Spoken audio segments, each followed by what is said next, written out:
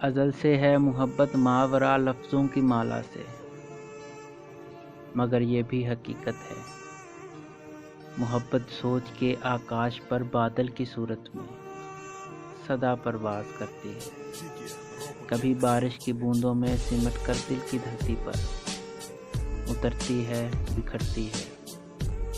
अदा लेकर सबा से ये गुलाबों से महक लेकर, धनक से रंग लेकर और सितारों से चमक लेकर हंसी आंचल बनाती है। इसी आंचल से फिर ख्वाबों के कच्चे घर सजाती है, मोहब्बत आजमाती है। कभी ये शेर बनकर लफ्ज़ की हुर्मत बढ़ाती है, कभी ये साज बनकर धीरे धीरे गुनगुनाती है।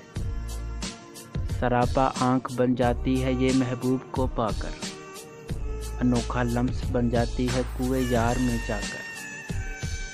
न जाने कौन सा मंतर ये पढ़कर हौले हौले से किसी की बंद पलकों में बिना दस्तक दिए यकदम उतर कर घर बनाती है, मोहब्बत मुस्कुराती है। ये खुशबू है हमेशा फूल की सांसों में होती है, बना दे चाँद 13 शब को जो ये ऐसा मोती है।